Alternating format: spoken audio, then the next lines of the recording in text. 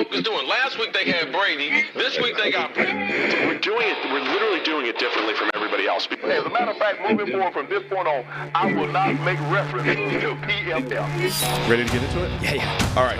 We're going team by team. I would be very careful about slinging stuff. Am I going to get sued? We got legal on this? I like football season, and all the things that go with it.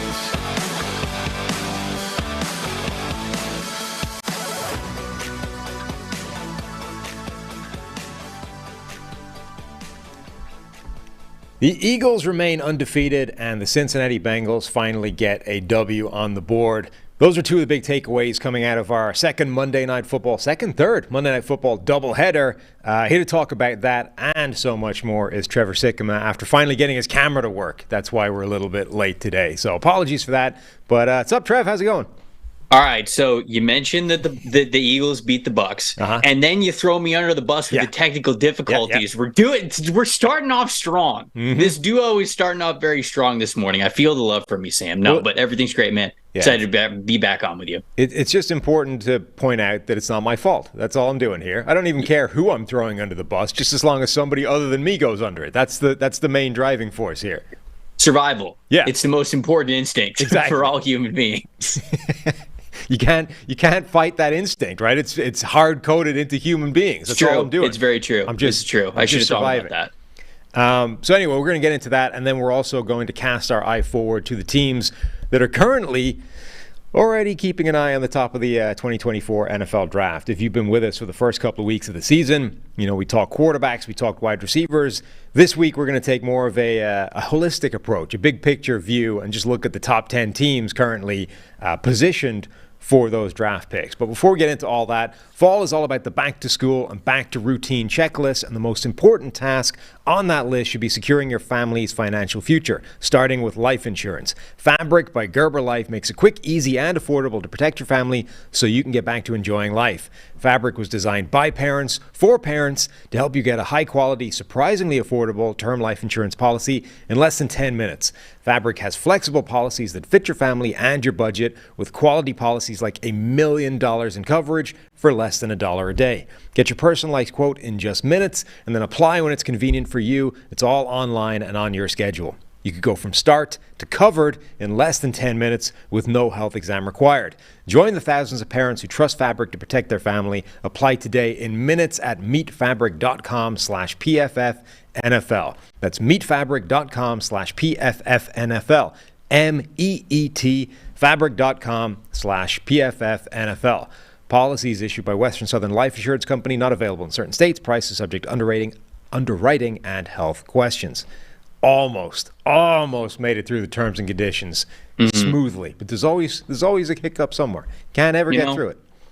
That's the challenge, though. It gives you something to come back to tomorrow to make sure that you absolutely nail the fine print, if you will, the thing that they speed up in the radio commercials. Yep. That's the real test. That's what'll get you. I mean, look, you strive for perfection, knowing that it's impossible to attain, right? But somewhere south of perfection, greatness lies, and that's all I'm really chasing for is one great ad read. You'll get it. I believe in you. It won't be perfect. No, I don't believe in that. I don't believe in you that much. No. But it'll be great. All right. So let's start to these. Get into these Monday Night Football games. Philadelphia, Tampa Bay.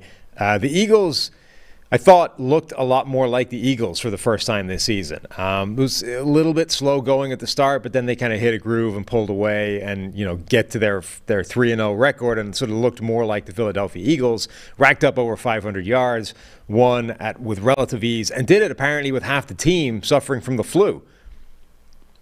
Look, I'm going to be honest. This game went exactly the way that I thought it was going to. And it went exactly the way that I figured it was going to even before the season began.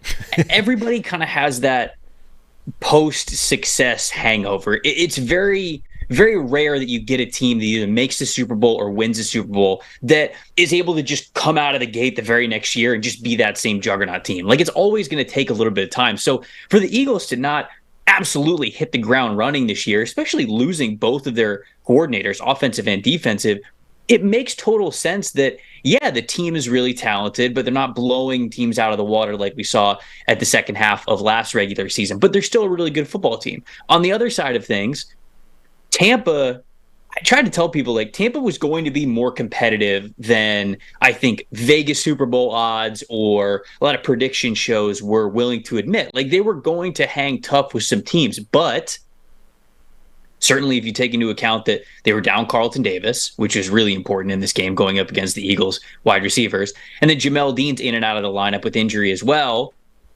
Tampa doesn't have the offensive line to run the ball. And so unless Baker Mayfield plays mistake-free football, this is what you're going to get. You're going to get a team that, okay, 11 points scored. I figured it'd be a little bit more than that. You throw in a couple of the Mike Evans drops, maybe it's a little bit higher. But I figured the Bucs would score somewhere around 20 points. So if you take some mental mistakes in there into account, I don't know, man. This game kind of just went exactly the way I thought it was going to go.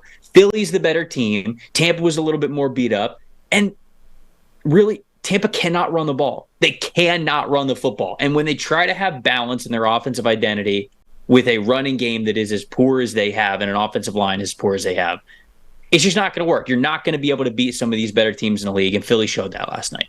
And I think Baker Mayfield, he's been reasonably impressive for the first few weeks of the season, certainly relative to where his reputation had fallen to, I guess, is the way of describing that. Like, he's been better than that. He's been closer to the old version of Baker Mayfield.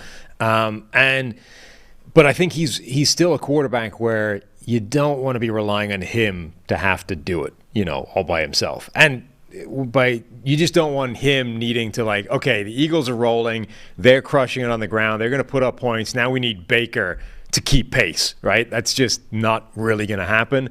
And as much as, Mike Evans made that spectacular one-handed catch, had a couple of really nice plays, early in the game, he left some plays out there where Baker got the ball to him. Maybe not the greatest ball location in the world, but should have been caught. Mayfield has been spectacular on third down, and maybe if a few of those other catches or a few of those balls had been brought in, it might have been closer and they might have hung tough for longer. But I agree. I think eventually the Eagles would have eased away anyway, and the Bucs were just overmatched. Yeah, I think your assessment of Mayfield is correct. Like, he certainly this year is showing that he can be that quarterback who, even in really important downs, whether it's the red zone or third down, like, he can make a good throw for you. Like, he can give you those moments that are really nice. You just don't want it to be the entire game. And it's funny, you look at the stat sheet and he only attempted 25 passes. It felt like he attempted 30-something passes. Like, it felt like the ball was in his hand a lot last night. And you're right. You just don't want that to be the case. He is the kind of quarterback who will give you the play that you need every now and then. But it's not like some of the better quarterbacks in the league where every third down or every big opportunity, it's okay, this guy's got us. You need to be a lot more balanced, even for the best version of Baker Mayfield that we're seeing in the NFL. So given Tampa's injuries, certainly on the defensive side, not having Carlton Davis was huge, and then not having Jamel Dean was bad as well. Devin White, he was playing through a groin injury, which I didn't know last night, and I only figured that out when he got the interception on Jalen Hurts and they just ran out of bounds before contact. Like, Devin White, I think, has some running back background in his football, like back in high school or whatever. Like, this dude could have played running back.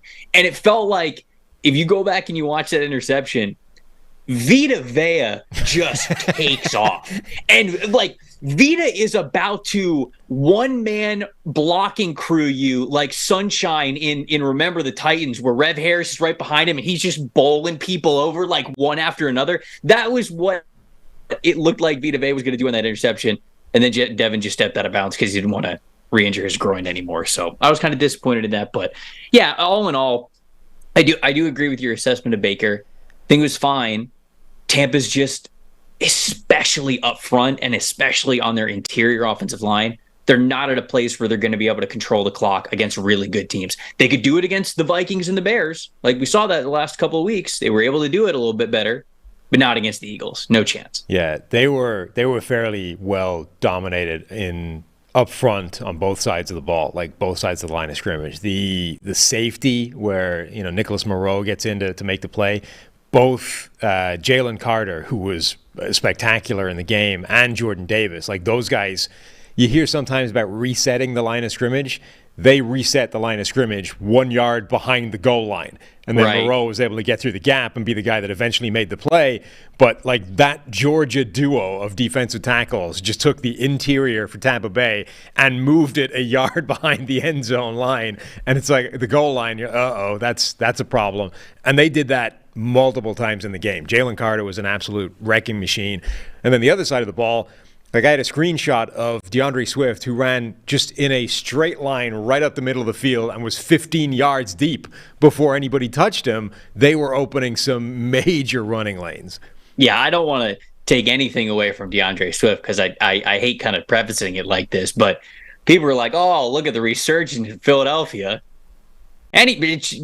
Our boss, Chris Collinsworth, could have a resurgence in Philadelphia behind that offensive line right now. So it's just kind of the Eagles imposed their will on a team that they should have. Right. And I think that's what we saw last night in that game. The another stat that they pulled out in the broadcast that was kind of amazing relative to Baker Mayfield, 8 head coaches for Baker, which apparently is the most in NFL history over a 6-season span. Wait, 8 head coaches? 8 different head coaches Baker Mayfield has played for in the NFL in 6 seasons. That's crazy. Right? I didn't realize it was 8. Well, think about it. Last season alone, it was 2, right? So it only takes 2 of those years for somebody to get fired at the midpoint or him to change teams. He had 5 different head coaches when he was in Cleveland? No way. Yeah, like he started off with Hugh, right? And then it was Freddie Kitchens. And then, don't make me name them all, but he's been through them all. Stefanski, now I thought it was 6. Look, I didn't fact check the broadcast. I just assume it's correct, right? Why would they lie to me? Look, 6 is a lot anyway. So even if it's 6 is too many. Yeah. Well, last season he had 2, right? Because he went from Carolina to the Rams. And then there must have been a year like Bowles is 3, and then Hugh Jackson, Freddie Kitchens, 4, 5, and then it's Kevin Stefanski. 6. So I thought it was 6. There's got to have been another year. Like, did Kitchens make it through the full season, or did they get rid of him before the end? Did he technically play for Matt Rule? Maybe. Yeah. Before Rule got fired? Right. I don't know. Whatever. The point is, they said 8 head coaches in 6 seasons. Feel free to go to Wikipedia and track it yourself. Let me know. But that's part of the Baker Mayfield roller coaster, right? Like, for sure.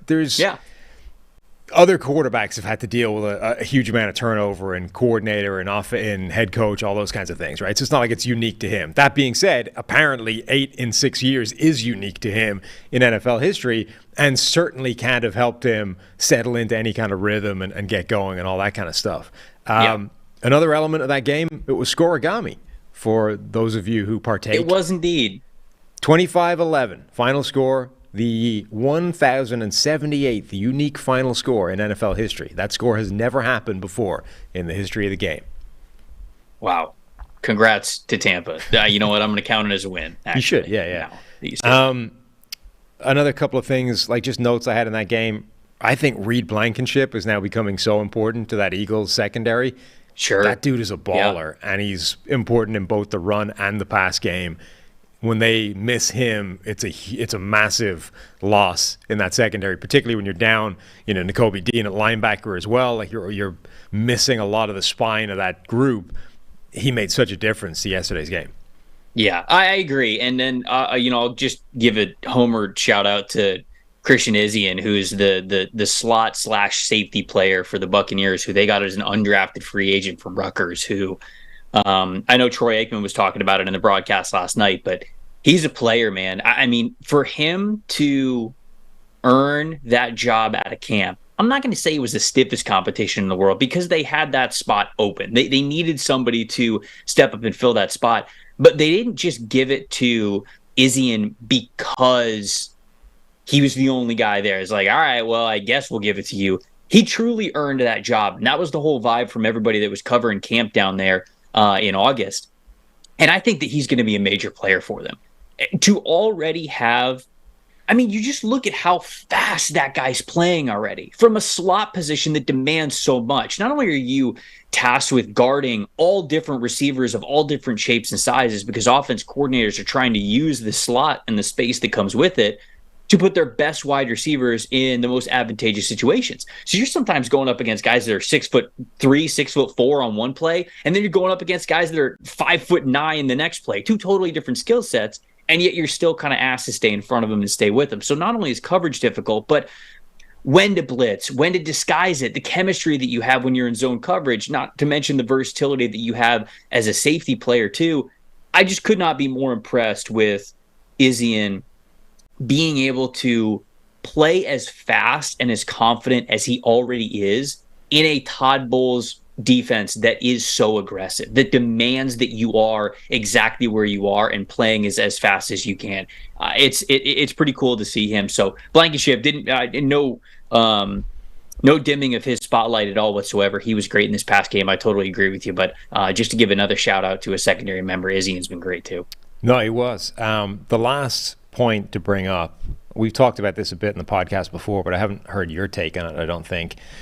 Endless QB sneaks, double cheek push, tush push, whatever you want to call that play. There seemed to be no end of them in that game, and half the Twitter sphere is calling for the play to be outlawed. What do you think about that play?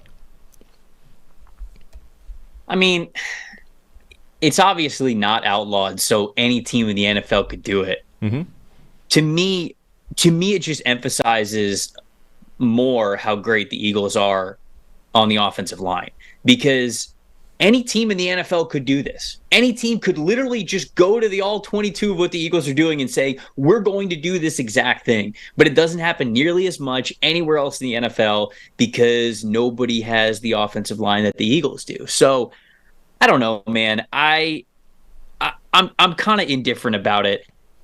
I don't love that it exists, but it's hard for me to say that it shouldn't. They're just playing football, and when the reason why we see the Eagles do it so often is because the offense is good enough to put themselves in 4th and 1, 4th and 2, 3rd and 2 situations. So it's just a really good offense and a really good offensive line that gets emphasized with a play that isn't outlawed yet. I don't know, man. I don't really have a super strong take here, because I think people are just mad that the Eagles are having so much success with it, and that's simply just because they have one of the best offensive lines, if not the best offensive line in football. And if other teams have that offensive line, they do it too. So it's almost like build your trenches better. I don't know. That's kind of like my natural response to it, but they just have the perfect formula with that little rugby format.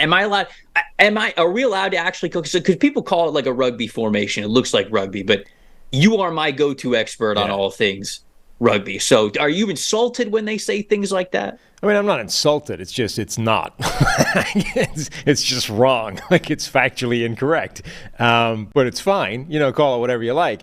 I think we're a long way away from having the body of evidence to determine whether it should be banned or not, right? It's too new. Like, people are like, well, this is unstoppable. It's like, well, it's only really been around for a year, which is not really the length of time required to figure out if the league can find a way of stopping it, right? Stuff has dominated the league for a year in the past that doesn't exist anymore, right? The Wildcat was thought to be unstoppable for a period of time, and then the league figured it out and adjusted, and now nobody runs the Wildcat anymore because it doesn't work, because it's useless. We don't, like, this could happen next week. Somebody figures out the solution to this thing. Now, when you start breaking it down, I think that's less likely given the way the rules are and given the problems that they have. Like, I think it is a very difficult play to stop, but that doesn't mean that the league won't figure out solutions to it. And if we were to ban everything that for like 12 months looked unstoppable, that just seems way too reactionary, way too knee-jerk. Patrick Mahomes wouldn't be in the league. Yeah, and we would be banning all sorts of like innovative, cool plays that somebody comes up with just because for a period of time it's unstoppable. Like, next, we were a few weeks away from banning same-side motion because nobody can stop Miami doing it, right? That's not how this works. That's kind of the mindset that I have with it. Is it's like, yeah, it's unstoppable, but when I look at it, when people are like, they should ban the play, I'm like, why though? Right. Just because it's really difficult to stop? Because to me, this just speaks more to the Eagles are better at building in the trenches than everybody else. This is part of their strategy. This is part of the rewards that you get to reap when you are this good in the trenches. So, hey, maybe there's somebody who's better and more into X's and O's than I am who can point out like, no, actually this play should not be allowed. And I'd be open to hear that argument. But until I do, I'm just looking at a team that's really dominant up front, and they get a free 1 to 2 yards every time they want to do a QB sneak. Yeah, the only argument I think is, if at the moment you're not allowed to assist the runner by pulling him forward. Yeah, right. So why should you be allowed to assist him by pushing him forward? Period. Right. Like if you're either allowed to assist the runner or you're not. And at the moment we're caught between two things. You're allowed to do it in one way, but not another way. So I think that's a reasonable argument. I just don't think the argument should not be you ban it because it's too good. It's too successful, right? At the moment, it's winning. It's converting almost every single time. Therefore, it must be banned. I think the argument is the rules are inconsistent. Let's square them away one way or the other. And that should be the determining factor. Right. I'm with you. Let's move on to the other game. Los Angeles at Cincinnati, the whiteout game, which is quite an impressive display, actually, for a team that, is normally orange, black, et cetera, et cetera. That stadium was white. They did a pretty good job of getting the word out for Cincinnati. What were your big takeaways from this game? My big takeaway from this game, and it's a takeaway that I just have for this season, I know that the Bengals won the game. Okay, yeah, they won. They didn't start 3-0. I think that's probably the most important. But outside of that, Sean McVay is to wide receivers what Kyle Shanahan is to quarterbacks.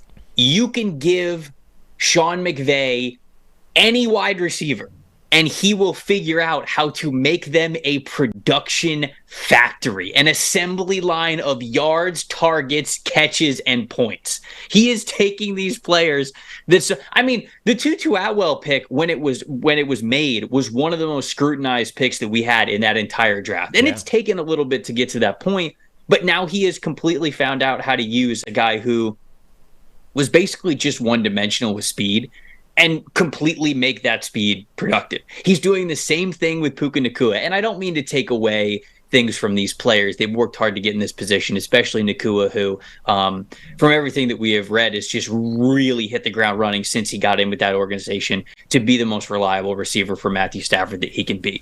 But McVay will get these guys the ball. His offense, especially with Matthew Stafford being the quarterback of it, is going to be able to get anybody the ball at any point in time. So that was it is astounding to me that the Los Angeles Rams are able to do this. They have on paper one of the worst rosters, if not the worst roster in the NFL outside of Matthew Stafford and Aaron Donald. Two very important positions. I realize that. But he is getting so much out of the rest of these players. And when they lost Cooper Kupp, everybody was like, oh boy, this is a sneaky number 1 overall drafted team. And maybe they still are. They're still 1-2. They're not 3-0 out here. But it's been incredible for me to see what McVay has been able to cook up with this group of receivers. So that, again, last night was a big standing point for me. And I think they got robbed early. That Tutu Atwell play, that was a touchdown. They decided that his foot touched out, even though I don't think it did. I think they misinterpreted the rubber pellets, like the black pellets that spray up. I think that looked like his foot going over the sideline or the shadow of it or whatever, and called him out at the 3-yard line when he wasn't. In a game the way that game went, excruciating offense, low scoring defensive performance, that's a big touchdown to not give them right away. And I think when you mention this Rams team, it's bad on paper. I think for the first game this season, we actually saw that manifest itself in a real way. Like that offensive line heading into the year, you're like, that group is a problem. And generally this Rams offense has really struggled when their offensive line has struggled. This was the first game where that really showed up, and multiple members of that offensive line were just getting destroyed, particularly by Trey Hendrickson around the edge against backup left tackles. But for the first time, that Rams team, I think, was exposed for the relative lack of talent they have overall. I agree. What about the Bengals side of things? What do you think of the Bengals? Joe Burrow is obviously the big story, right? He plays through the calf injury. He looked, I think, good in terms of getting the ball where he wanted it to go, like understanding where to move. I think you could see visibly that his arm, which already isn't great, was weak. Like he couldn't drive off that calf. He was clearly sort of taking care of himself, and there was some passes he put in the air that didn't look great. But T. Higgins had a rough game. How many drops did T. Higgins have where the ball should have been caught and wasn't? I thought overall Burrow looked solid, especially when you consider what he was dealing with playing through that calf injury, and the fact that Aaron Donald looked like Aaron Donald for the first time in a while and was just destroying that interior offensive line. Yeah, the Burrow is the ultimate story. I mean, I thought the Bengals defense was fantastic. They were great on third down. I thought they were great in the red zone. Like they were fantastic at getting pressure on Matthew Stafford all night and converting it even into sacks. So I thought that the defense played very, very well, which I figured that they would. This is a really good defense on paper and has been for the last couple of years. Burrow is the big story because of what you mentioned. When I was watching him play the week prior against the Ravens, that arm had no juice. And it's because he is already somebody who does not have the strongest arm in the world, that when you take away the power that he generates from his lower body, it gets even worse. Yeah. And on that Geno Stone interception, I'll keep going back to it. Sure, maybe you say to yourself, it's just a great play by Geno, or he shouldn't have thrown that ball anyways. When the ball was out of his hand, there's nothing on it. It's not even like he saw the tight window and tried to like put everything he had into that. It was a floater, man. And you go back and you watch that play and you watch his body. Sure, he's standing upright, but you physically see him like torque his back and his arms and his shoulders like even further than normal to try to get more power onto it, because he's not doing anything from the lower body because of that calf injury. So that was something that really worried me, because it wasn't enough against the Ravens, and I wondered if it would be enough against the Rams. It clearly was. They got a 3-point win, but I don't know how much.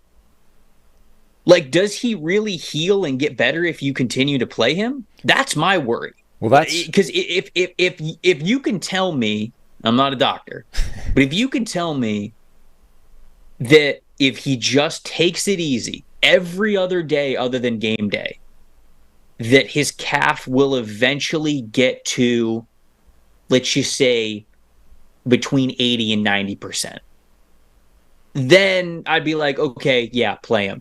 But if him going through practices and going through walkthroughs and playing in the game and having to go through regular rehab as well, and obviously taking hits every game day and all that kinds of stuff, if that is basically going to say, yeah, his calf's probably not going to be better than like 60% the whole season, you might need to shut him down, even for where your record is. You might need to give him a couple weeks off and see where you are after that, because the Bengals need Joe Burrow at full health to compete in that AFC. And so that's just my big takeaway, even from after last night as well. Yeah, I mean, that was the dilemma that we talked about on Friday with our injury guy, Vic Troja, on what Tyler is affectionately nicknamed the boo-boo breakdown. But Vic's point was basically like, there's no halfway house to this. Like, Burrow either needs to be shut down for a number of weeks to make this thing go away, to make it heal, or you're going to be dealing with last night's version of Joe Burrow for the rest of the year, because it won't heal if it's being, if you're going out there every week and doing a full game on it.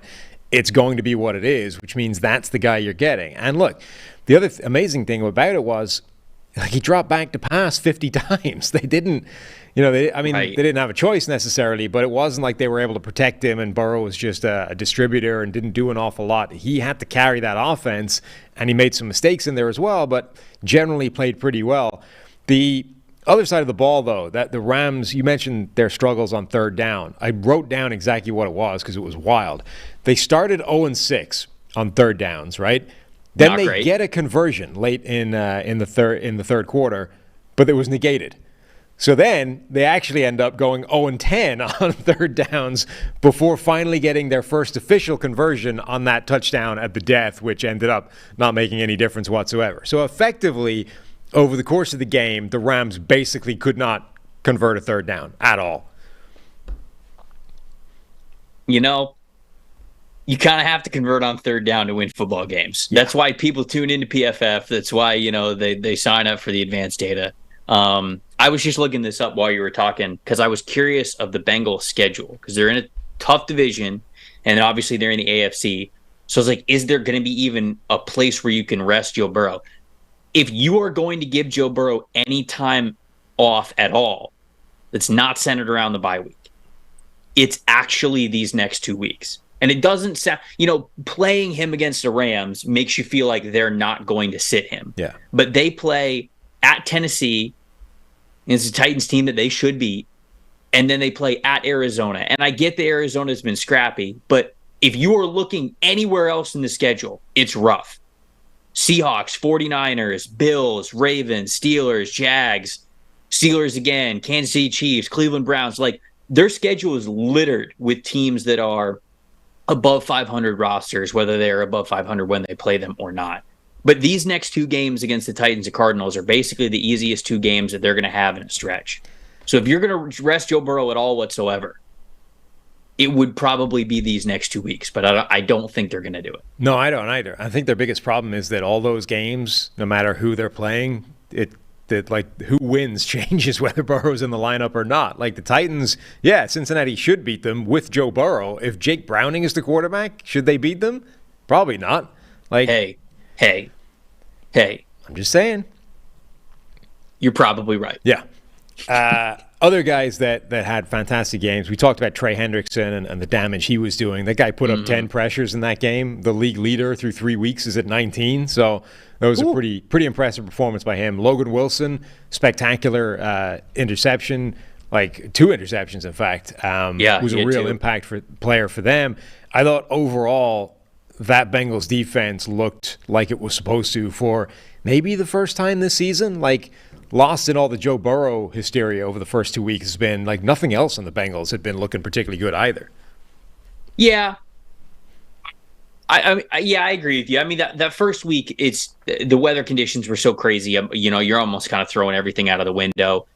Ravens game was close. They ended up scoring 27 in that win. But I do agree with you in large part. This is, to me, one of the better defenses in the NFL. And they're definitely going to have games where it just feels like they're suffocating the other team, especially when the Bengals play at home, man. I feel like home field advantage in Cincinnati, not to, pander to PFF headquarters, but like they go crazy for the Bengals. And I really do feel like that environment is huge for them. So I don't know off the top of my head what the win-loss split is for the Bengals when it comes to whether they're at home or whether they're on the road. But I feel as though that defense really steps up when they're at home. So it was good to see that because, no matter what Burrow's percentages of health, like they're going to need that this year. Byron Young also for the Rams, I thought had a really good game. Rookie edge rusher. The combination of him on the same side when it happens with Aaron Donald is just a ball of destruction for opposing offensive lines to try and deal with. I was decently high on Byron Young going into the draft. I felt like I was one of the few people who was like, this dude can really play. Like, he had the athletic scores, but he didn't quite have the production yet. But he's pretty new to the game of football at that high of a level, even when he was playing at Tennessee, because he was at a different school before, which is much lower level competition. And so his journey, you could kind of explain why he hadn't broke out yet. Like, a lot of people look, because I think he's 24, 25 years old, something like that. Yeah. People go, okay, you still haven't broke out and you're 24, 25, you're playing in college. And there's context to believe that his best football could have been in front of him. So when the Rams ended up drafting him, I liked the spot because it was going to allow him to play right away. He didn't really have to fight too much in front of him in the depth chart. So it makes me happy to hear that you gave him a shout out there. No, I mean, he was a fun player in the draft evaluation because he's one of the most twitchy, explosive, ridiculous movement skills of any edge rusher in this draft, but he just clearly had no real idea what he was doing. Which, okay, that when you combine that with some of the things you mentioned, right, already being 24, et cetera, that's not necessarily a great combination. But as you said, there are reasons for it. Like, his backstory actually can justify why he doesn't really have any idea what he's doing yet. Point being, if you find a coach that can figure it out and tell him what he's doing and help him along, and he puts that part of it together, all the physical tools are there. And so far, that looks like it's kind of happening. Like, he's made a lot of noise over the first few weeks. And, you know, we know the kind of impact that Aaron Donald can have inside of an edge rusher in terms of giving them opportunities to make plays and in the, you know, cleanup plays, all those kinds of things that other guys don't get. So I think everyone should be excited for what he can actually do over the course of not just his rookie season, but beyond as well. I agree. I'm with you all the way. All right, let's move on now and start looking at teams for whom the draft is already an intriguing proposition, right? We have, 4 teams that are now 0-3 after the first 3 weeks of the season, and a bunch of teams sitting there with just the one win on the board. So let's start up top. Everybody's favorite mock draft candidate right now, the Chicago Bears, after the disaster that has been that team, everything about it, and Justin Fields through the first 3 weeks. How do you imagine the Bears are looking at this draft right now? Well, not only are they the most exciting because they're picking at 1, but everybody can see up there as well, they own Carolina's pick. Yep. And if Carolina keeps playing bad, they could have 2 top 5 picks. I mean, it's not out of the realm of possibility that they could have 1 and 2, which would be insane. And so, you know, let's just be honest. If Chicago's picking anywhere near number 1 overall again, they're not trading the pick this time. They're moving on from Justin Fields. They're getting a quarterback. It's the actual conversation at this point when it comes to the Bears is Eberflus out? Like, are we already moving on from him after 2 years? And the way that this roster plays throughout the rest of this year, I don't think that Ryan Poles is in danger yet. I really don't, because you truly need more time as a GM to even fairly evaluate stuff like that. But he's taken some swings, and obviously he's had some misses, as all GMs do when they're first starting out, especially. But to me, that is the big question.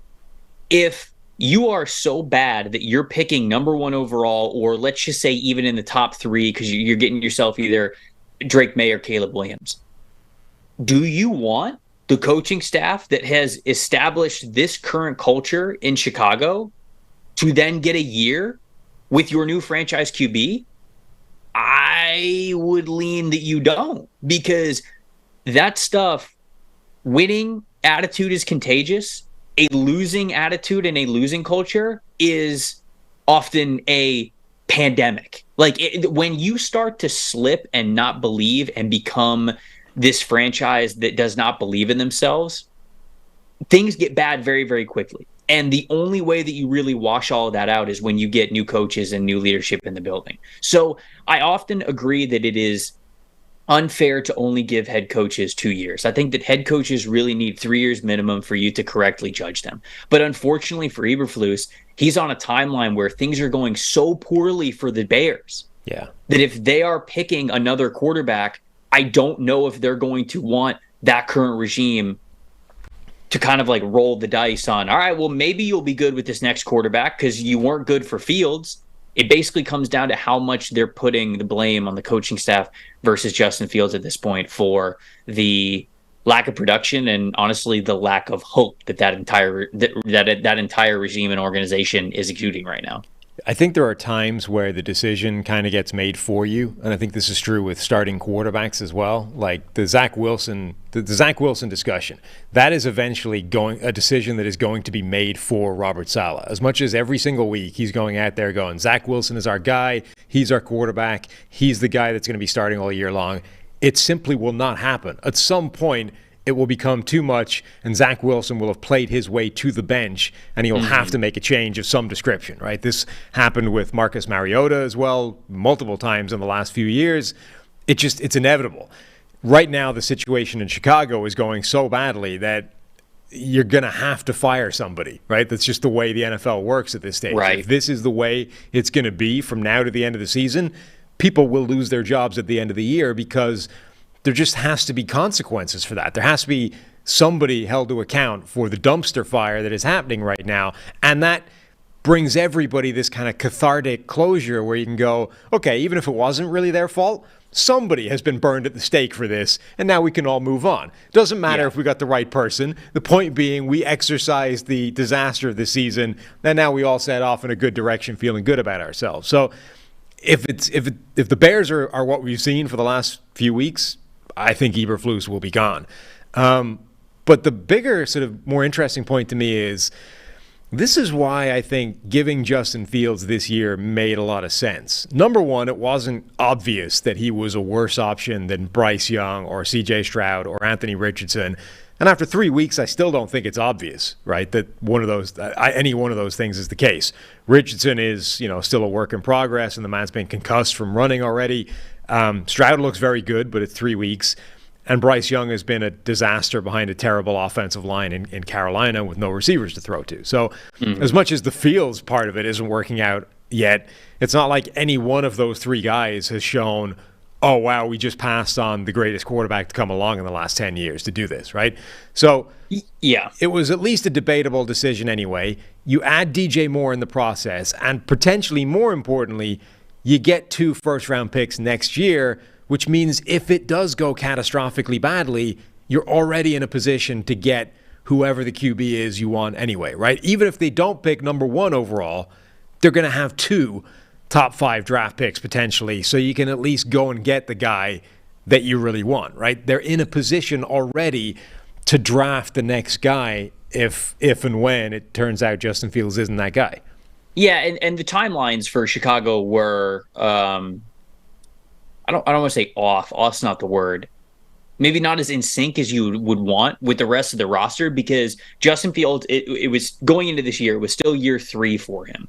You don't know if he's good. Right. Well, if he takes a little bit of a step forward, then you go, okay, he's taking a little bit of a step forward here. Maybe he will be at his best next year. That's year 4 of his rookie contract. Yeah, you have the 5th year option as well, but you're already then thinking, dang, we've got a budget for a second contract quarterback at this point. And unfortunately for Chicago, neither of their trenches are at the point where they're in unison with the quarterback contract. So best case scenario, you were looking at Fields being good, but then having to pay him an exorbitant amount of money to then keep him on the team and hope that the offensive line and defensive lines have gotten better at that point. Because right now, we're multiple years away from the Bears' defensive line and offensive line being where they need to be to actually compete. And I think that was something that was very much brushed under the table when people thought about the Chicago Bears this season. They were just like, yeah, but like Fields year 2, he's going to be way better. Look at all these receivers, everything. And you go,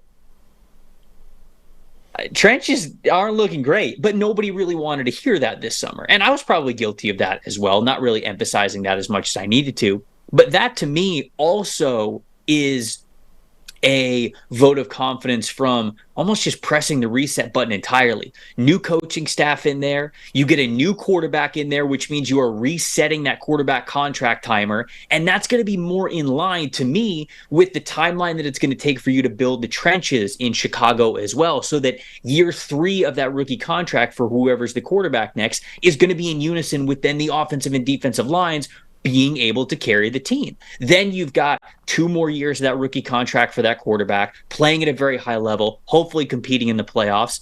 And then you're signing them to a second contract, but the rest of the team is at the point to where that contract and that money is worth it because you are able to have that winning window open, especially in the early years of that contract, which is a lot of times when the guarantees are up for these teams. So to me, the timeline makes so much sense for Chicago to move on after this year, especially with looking at how things are going on the field. Yeah, I think given where they're positioned now with these draft picks, it might be a rough year for Chicago, but overall, I think they're well positioned to capitalize on the benefits that will bring. Looking at the other teams that are winless at the moment, of the 3, Carolina, whose pick is going to Chicago, and then Denver and Minnesota, it strikes me that 2 of those 3 teams are not going to be down here when we get to the draft. I think as bad as things have been in Denver, I know that Miami just hung 70 on them and Minnesota have looked rough. I still don't feel that either one of those 2 teams is bad enough that they're going to be picking like top 3, top 5 by the time we get to the end of a 17-game schedule. I am more convinced that Minnesota would be than the Broncos. I understand that, like you said, like they just gave up 70 points to the Dolphins, but fortunately for them, those points don't carry over, right? The next game starts 0-0. And I think that Sean Payton is too competitive of a head coach to not put this team in the right situation to succeed. So obviously with them starting 0-3, I think that their final record is going to be something like, 6-11, maybe 7-10 at best, it feels like for the Broncos at this point. But I don't think they're going to be a team that's going to be finishing in the top 5. It would take a pretty big collapse, given all the talent on that roster, for them to finish worse than that and finish near the top 5. Minnesota's a little bit different, though, because Minnesota is, you can kind of look at it one of two ways. You can kind of say there's no way these turnovers continue at the rate that they are for Minnesota, and they're eventually going to pick up some wins here that are going to get them far out of the top 5. But I also wonder what happens to this team if, say, 3 weeks from now, let's say they go 1-2 out of their next 3 games, right? If they're sitting here at 1-5,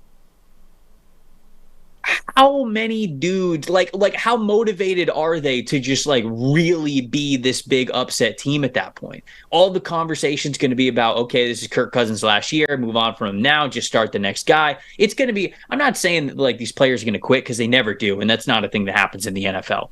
But I could see the wheels falling off in Minnesota more so than the other 0-3 team in the Denver Broncos. That's kind of what I'm thinking with it. The Vikings would be a fascinating team to end up there because they never do, right? They're almost always, throughout their history, too good to ever reset properly with that top 5 draft pick. They always win 6 games or more, right? And find themselves picking the fringes of the top 10 at the earliest, rather than where they need to be to get that new quarterback in the future. If they finally had that year where the whole thing just unspooled, everything went to hell, maybe they trade away Kirk Cousins to the Jets once they finally make that decision on Zach Wilson and actually end up picking top 3 and get to go after a new franchise quarterback for the first time in a long, long time. I mean, you know, Christian Ponder was picked number 12 or something. Dante Culpepper, I think, was the fringes of the top 10. I don't remember when the last Vikings quarterback selected that was like top 5 was. That would be a real historical moment for that team. Yeah, and Quessy's probably licking his chops getting to pick a franchise quarterback, you know, because he's probably absolutely in love with that idea. I was actually talking with my co-host on NFL Stock Exchange, Connor Rogers, who covers the Jets. He's a big Jets guy. And we've talked about the Kirk Cousins thing before, and I think me and you have talked about that on this show. The thing that it feels like makes the most sense for both parties involved is for the Jets to say, okay, you don't offer your first round pick at the beginning, but like basically saying we're operating like we did not have that first round pick. Trade it to Minnesota, get Kirk Cousins, actually compete, get to the playoffs, set up a winning culture, and then you just let Kirk walk. Because if you let Kirk walk, then you're getting the comp pick back from him. And you're probably getting what? 3rd, 4th round comp pick, depending on the contract that he signs. And I still think Kirk Cousins is good enough to start in the league. So you're getting a 3rd round comp pick because he's going to sign for massive money. So then you get a 3rd round comp pick back to kind of recoup for the first rounder that you would trade. But ultimately, we had this conversation the other day. I don't think Minnesota does that, because I think for as much as Questy would love to just say, let's tank. We're not going to be good this year. Give me all the good draft picks possible, and I will rebuild this team. It doesn't exactly work like that in the NFL. And if they were to trade Kirk Cousins for, who's the backup? Nick Mullins? Is that who their backup is? Yeah. Like, what are you saying to your fans at that point? You would essentially have to openly come out and say the rest of this season does not matter to your fans. And I don't know if a multi-million dollar franchise is even allowed to do that. So I don't know how realistic that is, even though it would be cool and also make sense. So Carolina is the other team I think that could be rough, but their draft pick's going to Chicago, so they're not really a team to talk about here. Of the other teams, like once you get beyond the 0-3 teams, who are the other teams that are going to be picking in the top 5? Raiders, I think, are bad. I think the Raiders are a team with a marginal quarterback and a head coach that does not give them the edge to win enough. The decisions that McDaniels has made over the last couple of years for Vegas have actively hurt the team, in my opinion. The Chandler Jones situation's one of the strangest situations going on in the NFL that it feels like nobody's talking about with him not playing. Tyree Wilson is not ready right now to be a difference maker in this league. It's basically just Max Crosby. And there's some nice players on that defense and obviously some nice players in that offense, but they're not coming together as a team. So I think they are going to finish in the top 5 when it's all said and done. I think Tennessee, I feel like Tennessee is another one of those teams that's probably going to finish at the top 5, but I'm always wary of betting against Mike Vrabel because he's just gotten so much out of so little so many times before. But I think they're another contender, which makes for an interesting conversation, right? If Tennessee's got a top 5 pick and they have their chance to select a quarterback, do they do it? Do they go out and get a quarterback, having Malik Willis, having Will Levis as well? I don't know. I think that's an interesting conversation there. And then I think the other team that would kind of be in that competition would be the Rams. I know they're sitting all the way down at number 15 due to strength of schedule, but roster is still not very good when you compare it to most of the other teams in the NFL. I think McVay is a good enough head coach to potentially keep them out of that top 5, but when you just look at teams that are sitting there at 1 and 2, the ones that you would bet on to be in the top 5, I would say the Raiders, the Titans, and the Rams are still those top teams to me. Yeah, I think that makes sense. Arizona have shown that they're probably a better team already than everybody was expecting them to be. I still wouldn't be shocked if they're feisty all year long, but not actually good enough to win enough games. I know they shocked Dallas. They're top 10 for me for sure. Yeah. I just don't know where in that top 10 they're going to finish now, looking at how they've competed over the last 2 weeks. Right. I mean, shocking Dallas shows that they're capable of beating pretty much anybody in the NFL. And they should have shocked the Giants. Exactly. Right? They should be 2-1 right now, which is crazy to say. But yeah, but equally, basically stopping scoring for an entire half against the Giants show how vulnerable that is as well. So they could basically finish anywhere, is what I'm saying. But it wouldn't shock me if they were a team that was down there as well. I agree with you on the Rams. I think they've got the potential to have that kind of collapse. I think the Raiders is probably also a team that has. I think Tennessee tends to fall into that Vikings category of they're never going to lose that number of games. I do wonder if the Giants could unspool at that level. Somebody just brought up their schedule in the chat. Looking up their schedule. Okay, they got Seahawks, Dolphins, Bills. No, that's not great. Commanders, Jets, Raiders. Okay, that's not too bad. Cowboys, Commanders, Patriots, Packers, Saints, Eagles, Rams, Eagles. It's not the worst thing in the world, but certainly, oh man, if they go 0-3 over these next 3 weeks, that's going to be bad for that team. Yeah, that's gonna be tough. The wheels might fall off, so that's a good shout out by you. Yeah, and then I don't really see any of the 2-1 teams unspooling to that degree, though. Obviously, we've seen that in the past, where the Bears last year, right? They had their 2-1 and then didn't win a game since that point.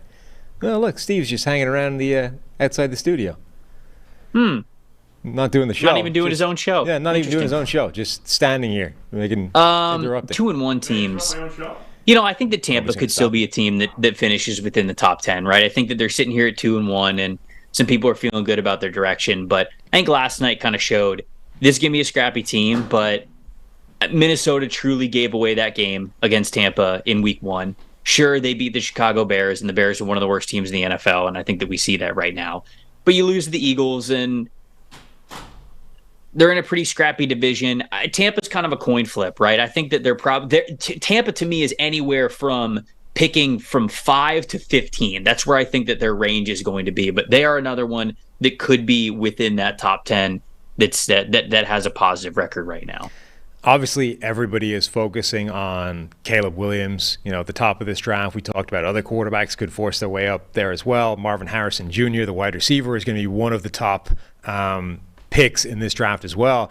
It's also, from the sounds of it, a really good draft class for offensive tackles, which is usually a source of an area to target for teams that are picking in the top 5. That's usually one of the areas that gets focused on. Yeah, this upcoming NFL draft in 2024 is going to be a lot of fun because I feel as though over the last handful of years, things always get unpredictable when teams prioritize non-premium positions differently, right? Like Atlanta picking a running back in the top 10, or Detroit doing what they did with Jahmyr Gibbs and then Jack Campbell, right? It always kind of, drafts always tend to get off the rails when there's not enough for sure talent at premium positions to where teams go, okay, we just got to get good football players on our teams then. So if there's not a quarterback, offensive tackle, edge rusher, or let's say like lockdown corner, maybe even receiver on the board that they're happy with, they might look elsewhere and we might see a pick like that.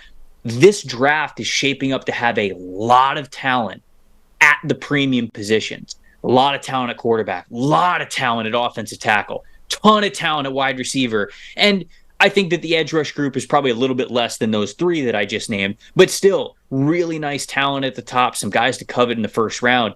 And so do we see teams this year get even more aggressive, knowing that there are premium position players that they want to go up and get? So I think that it's going to make for a very, very fun draft.